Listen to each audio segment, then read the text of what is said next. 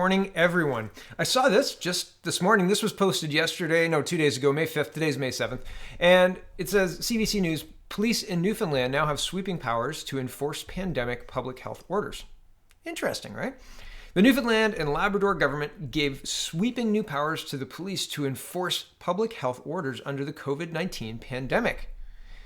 15 MHA sat in the House of Assembly Tuesday to amend the Public Health Protection and Promotion Act, authorizing officers to stop vehicles, enter any premises, and detain people and take them to the border if they are not complying with public health measures. You could be put on the Marine Atlantic Ferry and sent back to Nova Scotia, because here's Newfoundland, right? We'll take you to the border and drop you right here. They're sending them here. And here's Labrador, I guess, right?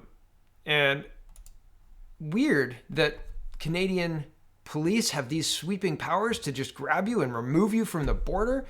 Isn't it? I mean, can they do that to other people? Here's a March 20th, 2018 article from Global News. Canada is failing to deport criminals.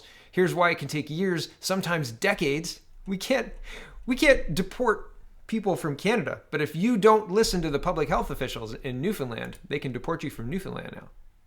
Right? Isn't that wild? Isn't that incredibly concerning? Right? This is a scary precedent to set, I think. Back to this. Bill 38 gives inspectors powers to enter any premises, take samples, conduct tests, make copies, and take photos or videos. It also allows them to inspect premises, processes, books, and records. So they can do a financial audit, right? Does this inventory match up with this? For COVID-19? How does that make sense? How does that make sense? Here's the best part. The law also protects lawmakers, the chief medical officer, inspectors and peace officers, and others from personal liability. Sorry, man, I was just listening to what the government said to do. I'm not responsible. It was the government. And you can't, try and sue them. Have fun with that. You can sue them, and we're going to hear about that in a minute, but still, not great. Not great, right? Shielding public servants from personal liability kind of means that bad choices go unpunished, right? If they make a bad choice, then they say, oh, well, right? And then get reelected in a landslide, because who else are you going to vote for? You don't want to be racist or something.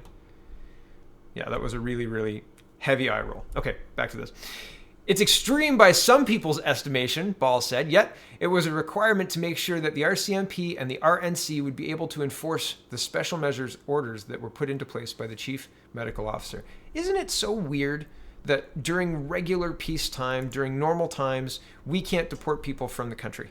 But during COVID-19, we still can't deport people from the country. That would be racist and against all of Justin Trudeau's edicts.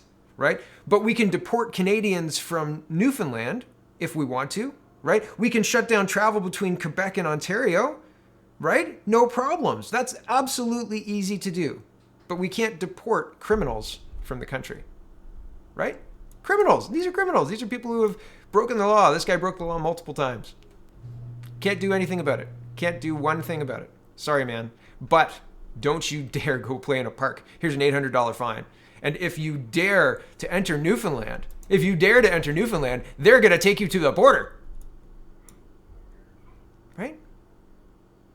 Is our government working for us, or are they working to keep us in our house and silent and compliant? What is happening? What is going on? Here's the last little bit of this article. I'm bringing this up because financial bills are confidence motions for the government. And it seems weird that across the board, no, it doesn't seem weird. It seems notable. It seems something to note, something to consider, that everybody is using the COVID-19 as an excuse to not govern properly, right? Confidence bills are the chance for the opposition to bring down the government if they don't agree with how things are being done. And that's okay. Having a disagreement is okay. And having a process to handle the disagreement is great, right? Except when you can't get to that because, well, there's only one day of sitting and then 2 Zoom meetings a week, right? So how could you possibly fit that into the legislative calendar when there's all sorts of emergencies, right? You couldn't possibly do a budget. Here's Newfoundland talking about this. This is the CBC article. One COVID-19 related issue, a provincial budget, has yet to be released. During Monday's daily COVID-19 briefing, Premier Dwight Ball said the pandemic leaves uncertainty as to when a new provincial budget will be released. Quote, I speak to premiers on a weekly basis and sometimes twice a week, and the budgets that they would have put in place before this pandemic is not really worth the paper it was printed on. Ball said he would anticipate seeing the House of Assembly open on other occasions during the pandemic to handle other items of legislation. And you would hope so, but isn't it weird that we're not? Isn't it weird that we can't enforce our laws anyway, but we can for this? Special permission. And in the same vein, CTV News is reporting, this is yesterday morning, Ontario extends all COVID-19 emergency orders past Victoria Day. Now, I wanted to show you a couple of things because they're important to note. Here is, I wanted to know, why are we extending the emergency? Because the original was, if we can stay inside for 2 weeks, this thing's going to die. Everybody stays inside for 2 weeks. 2 weeks to, I can't remember the slogan. It was a big slogan-y thing. But we were supposed to stay inside for 2 weeks to not overwhelm our healthcare system. That was the point. Don't overwhelm the healthcare system. We've got to draw this thing out, right? Everybody's going to get this, but we've got to draw it out. Okay, fine. On April 9th, I believe this is 9th, April 11th. April 11th, it was reported, this is a surprise, doctors still waiting for feared surge of COVID-19 patients in Canadian ICUs. Remember, the order was issued in March, right? It was introduced March 17th. So by April 17th, that's a month, right?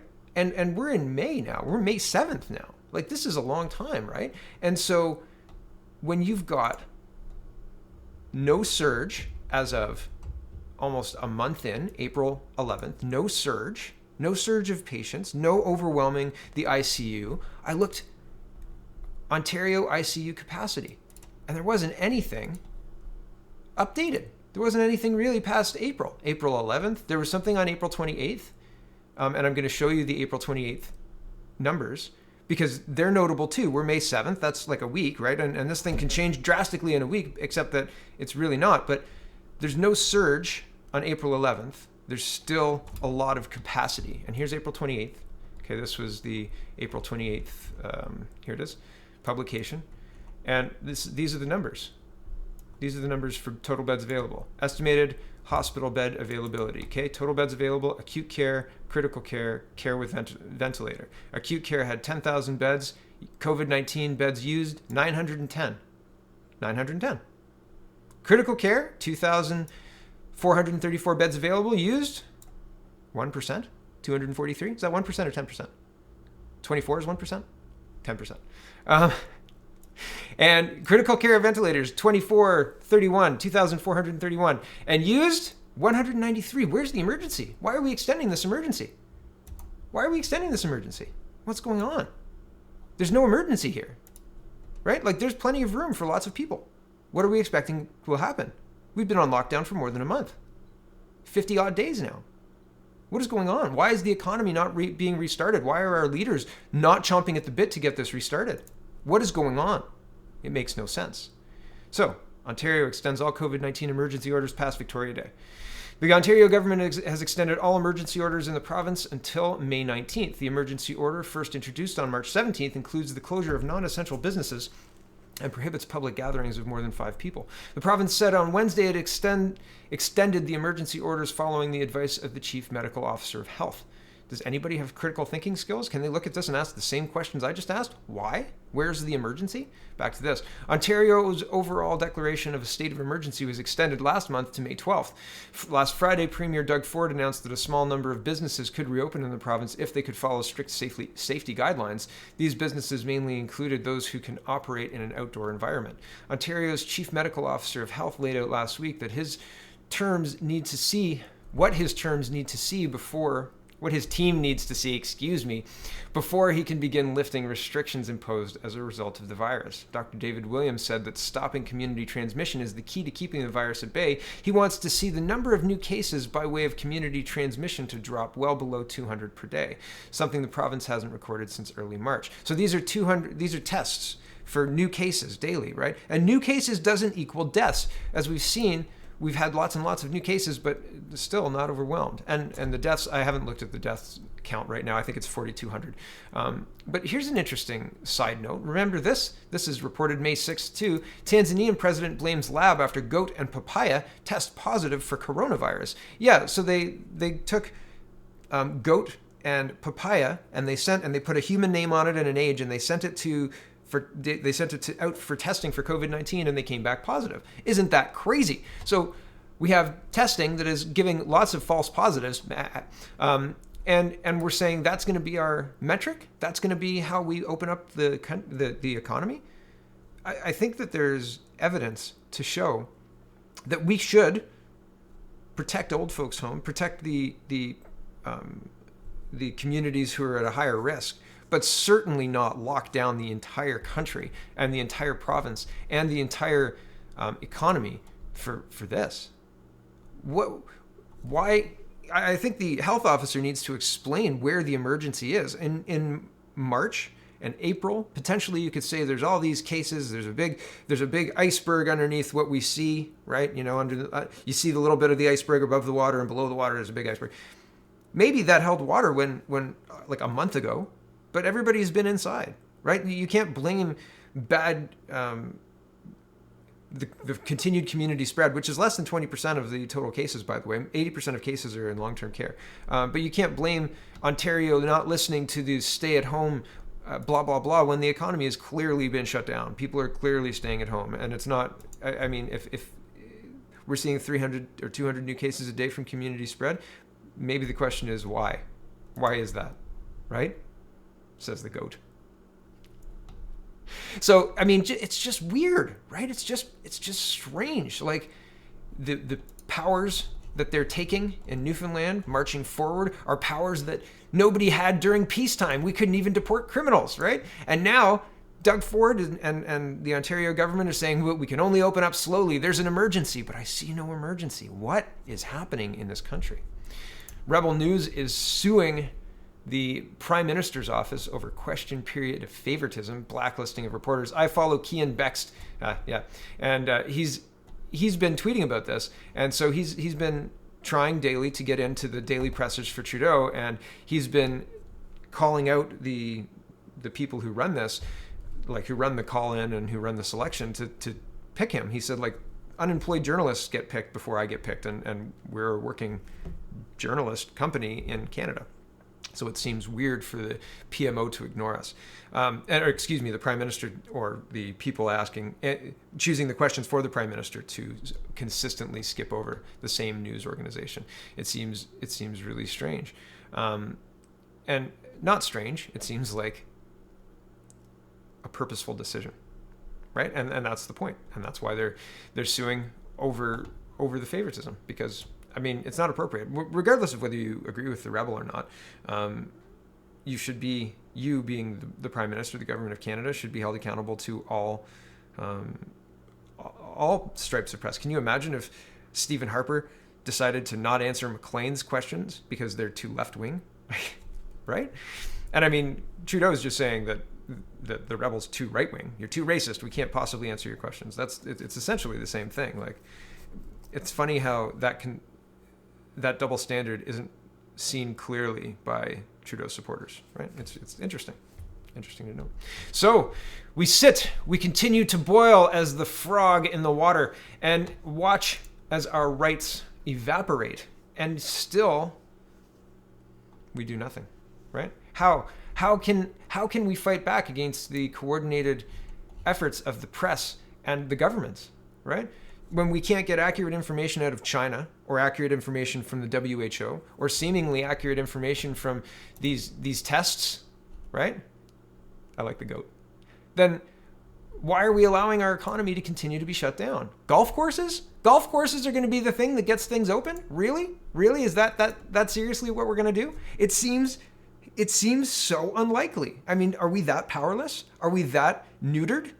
Right? Are we that cowed and waiting for the teacher, the principal, to say, okay, everybody, it's safe to go into the hallways again? I think we are, right? Like, I think Canadians are. I think we are. And I don't know that there's any way to convince people otherwise.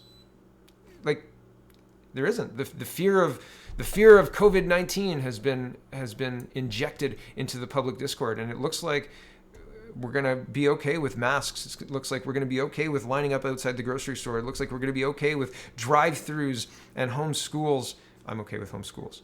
But we need friends, right? Kids need friends. People need socialization. This is not human. We can't live like this for an extended period of time. People will rebel, right? You cannot propagate a society this way. It doesn't work. It's not feasible. It's not feasible monetarily. It's not feasible economically. It's not feasible to expect the people who are currently working to support everyone else, and not just everyone in Canada, by the way, everyone in the world. Everyone in the world. The rest of the whole world is going to depend on us. Thanks, Justin Trudeau. It just seems weird, right? Is this what we want for our country? Elections have consequences. And the consequence of this past one is closer alignment with China, and we can clearly see the tactics being rolled out here, right? From the press favoritism and the just outright buyout of the press to well, I mean, the response to this emergency. Because where's the emergency? Thanks for watching, everybody. Check out canadapoly.com, check out canadareport.co, and check out speakingmoistly.co. Today I'll be on with Frank, and we're going to be talking about lots of stuff. Where's the emergency? We're going to be talking about that. Maybe that'll be the title of the show. Who knows? Where's the emergency? Thanks for watching, everybody. Have a wonderful, wonderful